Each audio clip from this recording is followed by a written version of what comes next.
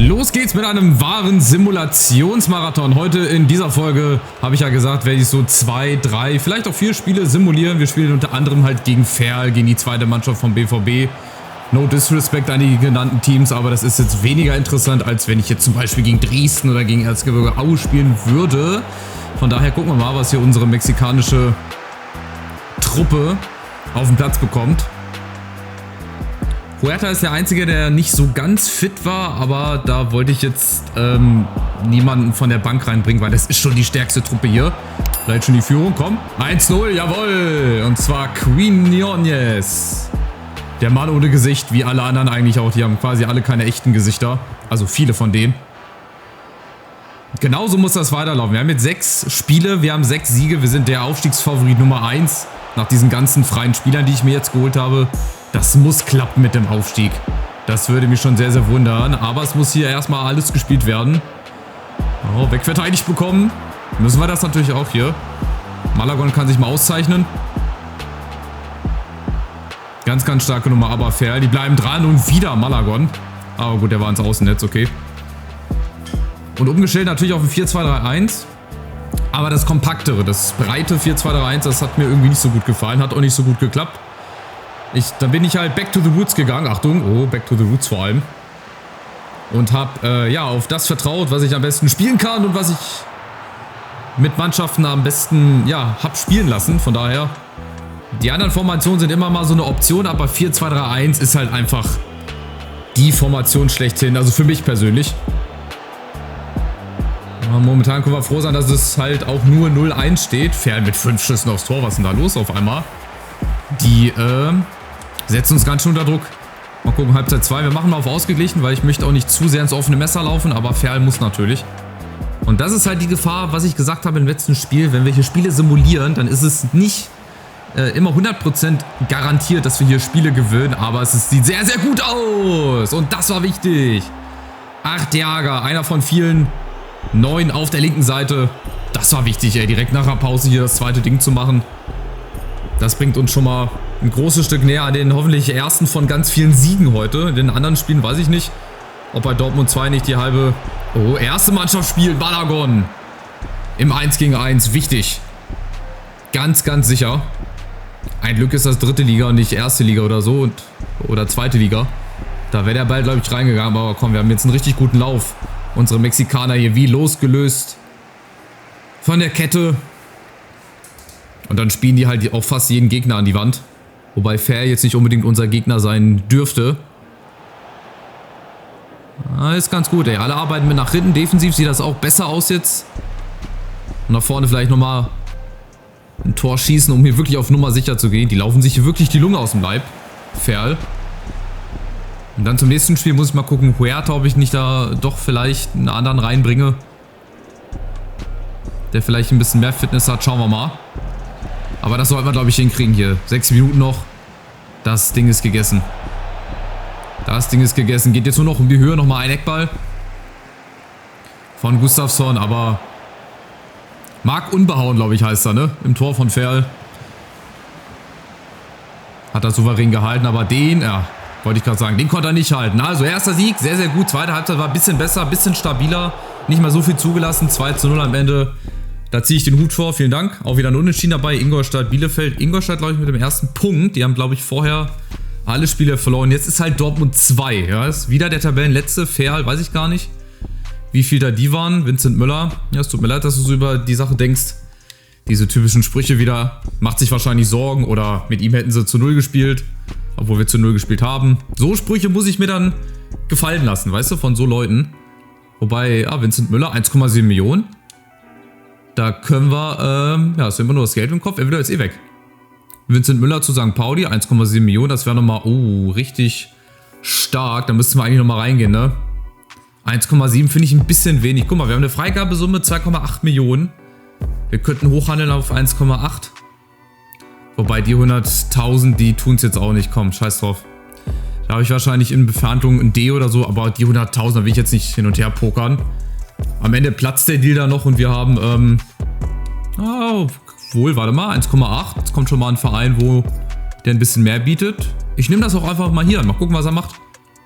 Früher gab es bei FIFA immer den Bug, dass du einen Spieler zu 2 Vereinen verkaufen konntest. Dann hatte der 2 Arbeitsverträge. Geht wahrscheinlich hier auch. Nein, St. Pauli war schneller. Also 1,7 Millionen für einen freien Spieler. Aber ich habe leider noch keinen guten freien Rechtsverteidiger oder zentral defensiven Mittelfeldspieler bekommen. Ja, perfekt. Ey, Malagon, zack, 1,9 Millionen. Wir sind mal wieder im Millionenbereich. Das ist sehr, sehr schön. Ja, Stillverhandlungen oder die Verhandlungen wurden auf Eis gelegt, stillgelegt. So, jetzt Dortmund 2. Ja, sieht schon geil aus da oben. Ey, 7 Spiele, 7 Siege.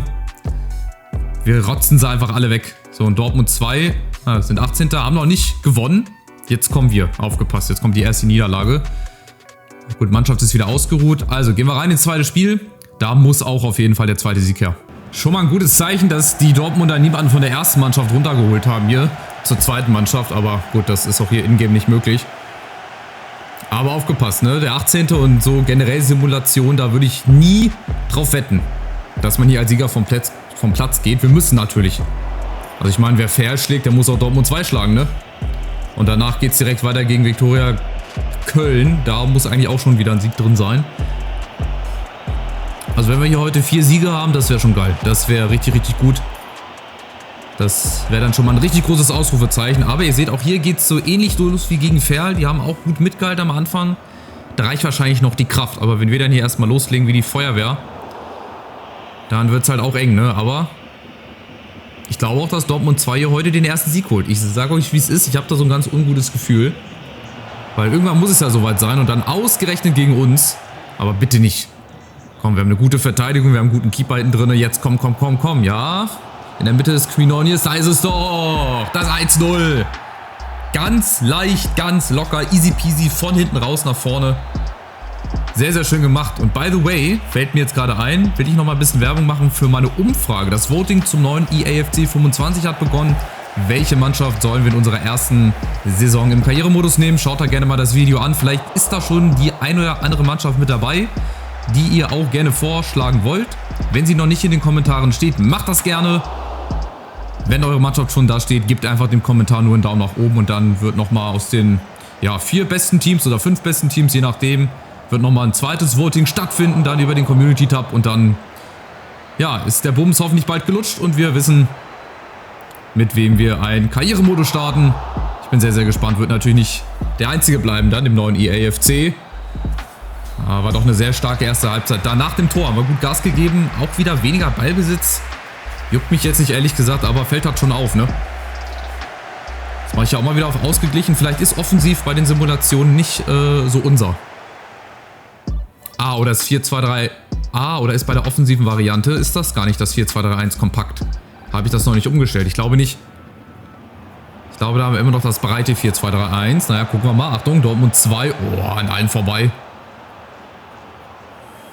Am Ende muss nur der Sieg da stehen. Ey, dritte Liga ist mir sowas von egal, wie wir hier spielen. Ob das schön aussieht oder nicht. Wenn es erfolgreich ist, dann ist mir das 10.000 Mal lieber. Als wenn wir hier in Schönheit sterben. Achtung, nächste Chance. Und wieder Quinonius. Den werden wir echt für 30, 40 Millionen irgendwann werden wir verkaufen. Wie eigentlich den ganzen Kader. Also ich kann quasi die ganze Startelf zu Geld machen. Das sind ja alles freie Spieler. Reyes, gelbe Karte.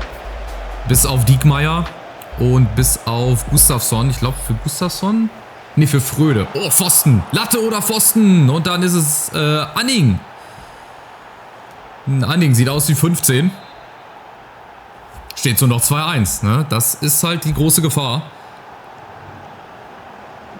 Steht halt nur noch 2-1. Aber komm, wir machen direkt das dritte. Wieder Quinonius. Spannendes Spiel. Komm, ein drittes Ding brauchen wir jetzt. Dann ist es gegessen. Quinonius schon wieder. Der will sein drittes. Wir brauchen noch ein drittes, damit es wirklich ganz, ganz safe ist. Egal wer schießt, aber irgendeiner muss. Irgendeiner muss schießen oder irgendeiner muss auch hinten verteidigt bekommen. Oh. Nein, kein zweites Gegentor. Komm, das wäre jetzt sehr, sehr bitter. Verteidigung steht. Komm, ruhig runterspielen. Seitenwechsel. Nee, Junge, das doch nicht. Großer Fehler. Und Besong. Mit dem 2-2. Was für ein Abwehrfehler. Ich habe gar nicht geguckt, wer es ist, aber das darf natürlich nicht passieren, ey. Krass, ey. Auf einmal ein 2-0 aus der Hand gegeben. Zack, schon wieder Abstiegskandidat. Aber wir haben noch Zeit. Komm, Last-Minute-Tor. Jawohl, oh nee. Ich dachte, der geht rein übers Tor. Aber komm, eine Chance noch nach der Ecke. Und das war's. Pfeift ab. Schade, ey. 13 Schüsse, nur 2 Tore gemacht. Schade, ärgerlich, ärgerlich. Aber ausgerechnet, weißt du, gegen so eine Truppe, die haben noch nicht gewonnen. 5. Unentschieden für die. Und ausgerechnet da lassen wir den ersten Punkt liegen. Ja, schade. Saison gelaufen, ey. Ein Unentschieden. Versaut die ganze Statistik. Naja. Jetzt Viktoria Köln noch und dann Lübeck. Und dann war's das, glaube ich. Dann können wir damit den Part beenden. Und danach, ich schaue schon mal ein bisschen voraus, dass wir mal gucken. Also, das machen wir noch, das simulieren wir. Lübeck simulieren wir. Die beiden Spiele, die können wir dann noch wieder live spielen. Rot-Weiß Essen und Erzgebirge Aue. Ne, das zum Thema gegen namhafte Gegner oder gegen Mannschaften, die oben stehen. Dresden, Ingolstadt eigentlich auch. Also die nächsten 4 Spiele würde ich dann gerne spielen. Und dann Mannheim, ab da können wir dann wieder simulieren. So kommen wir aber ein bisschen voran hier. So beschäftigen wir uns nicht weitere 7, 8 Wochen hier mit einer Karriere, indem ich jedes Spiel live zeige. Aber wäre schon wichtig, ey. Viktoria Köln. Und ihr seht, die sind alle ganz eng beieinander. Dresden, Aue, nächster Gegner. Rot-Weiß Essen steht wahrscheinlich auch irgendwo oben mit dabei, oder? Nee, 12. Aber ist auch alles ganz eng, auch oben. Das heißt, wir dürfen nicht nachlassen. Wir müssen jetzt hier nächsten Sieg holen gegen Viktoria Köln. Das wäre sehr wichtig. Wie spielen die? 3-4-3. Okay. Wird wahrscheinlich zu einer 5er-Kette. Auch ein sehr, sehr ekliges Spiel. Die haben Tiki-Taka, haben die. Als Ausrichtung. Ich bin sehr, sehr gespannt. Wir lassen jetzt mal ausgeglichen, weil ich bin der Meinung, bei Offensiv ist eine andere Formation. Da ist, glaube ich, noch das breite 4-2-3-1. Das habe ich noch nicht umgestellt, weil ich selten mit Duisburg jetzt hier umgestellt habe. So, komm. Weiß gegen Grau. Hopp. Macht sie platt. Aber das wird auch ein ganz, ganz schweres Spiel. Ich glaube, mit das Schwerste bislang gegen Lübeck müssen wir auch mal gucken. Deswegen wichtig, wenn wir hier 1 in Führung gehen. Wir machen schon gut Druck. Perfekt. Gustafsson, der ist überall. Der ist im Mittelfeld, der ist vorne. Der spielt rechts, überall links. Der kann auch im Tor spielen, glaube ich. Das ist so ein Allrounder. Gut nachgesetzt, gutes Pressing. Und jetzt mal gucken, wie sich das mit der Dreierkette verhält. Oh, das ist zu einfach. Da sind 2 Mann, jawohl. Und jetzt, wie schnell können wir umschalten? Ja, stellen sofort zu. Dann ist hinten das 5er-Bollwerk, da kannst du nichts machen. Du spielst im Prinzip gegen eine 5er und gegen eine 4er-Kette. Nee, Quatsch, gegen 2 5er-Ketten. Aber irgendwo ist doch da die Lücke. Jawohl, irgendwie wuscheln wir uns da durch. Komm, irgendeiner muss auch mal schießen. Spielen wir hier Handball. Quinones, so heißt er. Irgendeiner muss die Lücke finden. Bestimmt ein sehr, sehr schwer zu bespielender Platz, auch hier ganz tief, hat bestimmt einen Tag vorher geregnet.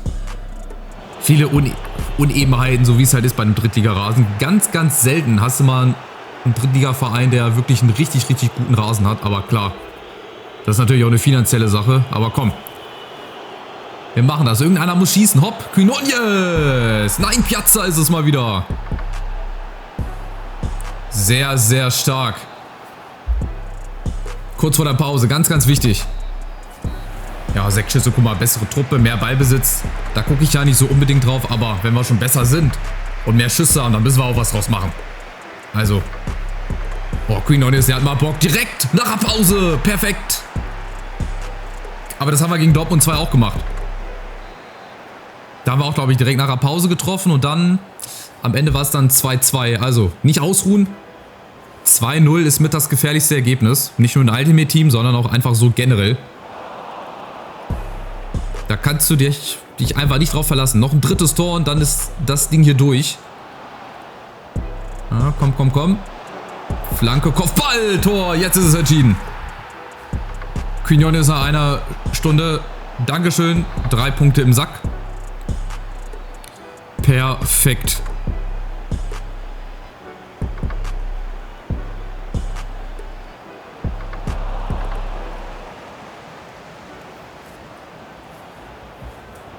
Und jetzt haben wir, glaube ich, Viktoria Köln den Zahn gezogen. Also ich hatte echt Bedenken, dass das hier ein bisschen knapper wird, weil die sind ja auch Vierter. Du stehst ja nicht ohne Grund oben, aber wahrscheinlich machen sie jetzt noch ein Tor. Und gespannt bin ich auch gegen Dresden und gegen Erzgebirge Aue. Gegen Ingolstadt, die ich eigentlich auch ein bisschen besser gesehen hätte. Aber offensichtlich sind die nicht so gut reingekommen. Wie gesagt, seitdem Fröde weg ist, seitdem der bei uns ist bei denen quasi jeden Tag Regenwetter. Dunkle Wolken über Ingolstadt. wissen gar nichts mit sich anzufangen. So. So, komm, letzten Augenblicken hier. Dann haben wir 3 von 4, beziehungsweise 2,5 von 4. 2 Sieger, ein Unentschieden. Ist auch okay. Und wenn ich im letzten Spiel gegen Lübeck auch noch einen Sieg hole, dann wäre das perfekt. Komm, Quinones noch. Schraubt leider nicht nochmal sein Tore-Konto nach oben. Wir können auch mal auf die Statistik gucken. Wir gucken auch gleich nach dem Spiel gegen Lübeck mal auf die Statistik. Tore, Vorlagen und so weiter. Apropos Tor, Fröde. Gerade noch von gesprochen. Der hat das gehört. Der hat das am Seitenrand gehört, wie ich über ihn geredet habe. Da hat er gleich nochmal einen oben drauf gelegt. 10:0 Schüsse, überragend. 4:0. Vielen Dank. Sehr, sehr schönes Spiel. Lübeck 6. Stehen also auch oben mit dabei. Dürften eigentlich auch nicht so schlecht sein, aber eigentlich so Anfang Oktober, goldener Oktober. Piazza zu wenig Energie. Rotation ist wichtig. Ja, im Prinzip ist Janda jetzt auch raus. Also, ich kann jetzt nicht Piazza sagen oder Quinones, oh komm, setz dich mal auf die Bank. Das liest sich halt schon geil, ne? Sieht schon aus wie ein Cheat, aber wie gesagt, Trick 17, freie Spieler. Würde ich jedem von euch empfehlen. Schaut mal bei freien Spielern, da ist bestimmt der ein oder andere für euer Team mit dabei. Lübeck ist 6. Und Saarbrücken, Aue, Dresden, die bleiben alle dran. Auch Viktoria Köln, die haben nur 2 Punkte Rückstand. Wir haben schon 23 Buden geschossen. Ey, davon Quinones wahrscheinlich 7 oder 8. Ich glaube 7 Tore. So, wir spielen die hier 4-2-3-1, aber das Breite. Kennt man da einen? Normalerweise kennt man ja immer mal so einen. Ich glaube Hanno Behrens, ne? Der ZOM, der hat mal bei Nürnberg gespielt, Darmstadt. So, hopp, 4. Spiel, letztes Spiel. Hoffentlich auch nochmal mit einem Sieg und dann wäre das ein sehr, sehr guter Part. Dann kann ich mich also auch auf die Simulation verlassen. Da hatte ich, wie gesagt, ganz zu Beginn auch so ein bisschen Sorgen, dass das dann in den Simulationen schief geht und ich das immer in den Live-Spielen irgendwie hinbekommen muss. Aber das Spiel hat mich eines Besseren belehrt. Und wenn wir gleich hier einen Raketenstart haben... Oh Gott, Quinones, da komme ich selbst nicht hinterher. 5. Minute, wieder Quinones. Der macht einfach da weiter, wo er aufgehört hat. Das würde mich nicht wundern, wenn wir dann den später auf... Oder in der Champions League sehen, bei Real, bei City, bei Bayern, keine Ahnung wo. Wieder Quinones. Ach du Scheiße. Was ist das denn für einer? Der spielt die Saison seines Lebens. Er hat seinen Eltern versprochen. Er hat beim Abflug aus Mexiko hat er versprochen, Mama, Papa, schau her, dein Sohn hat es endlich geschafft. Und er wurde ein Torjäger über Nacht hier in Duisburg. Der Marktwert wird steigen und steigen und steigen mit jedem Tor. Ist gut für uns. Heißt also jetzt, der Marktwert würde ich jetzt geschätzt auf 30 oder 40 Millionen schätzen. Freigabesumme haben sie ja, glaube ich, nicht. Aber ein Gehalt für 11.000. So, und der nächste Angriff, nächstes Tor fällt gleich. Ich habe das so im Gespür, dass sie Lübeck hier richtig auseinandernehmen. Die waren ja noch gar nicht vorne. Wer darf jetzt mal? Piazza! Ja, leicht locker fröhlich, so heißt das, ne? Nach einer halben Stunde schon, 3-0. Hätte ich so jetzt auch nicht unbedingt erwartet. Ich dachte, das wird genauso wie bei, genau das, was ich gegen Viktoria Köln vorher gedacht habe. Ein sehr enges Spiel, ein sehr knappes Spiel, weil die halt auch oben stehen. Aber anscheinend ist denen das egal. Die fegen einfach über jeden Gegner hinweg. Und da können einem fast die Gegner schon so ein bisschen leid tun. So, nächster Konter, letzte Aktion vor der Pause. So, 3-0 ist auch erstmal okay. Aber 100% Chancenverwertung. 3 Schüsse, 3 Tore. Obwohl wir nur eine Chance haben. Wie sich das immer rechnet, weiß ich auch nicht. So, weiter. Zweite Halbzeit, dann ist es bald geschafft für Lübeck.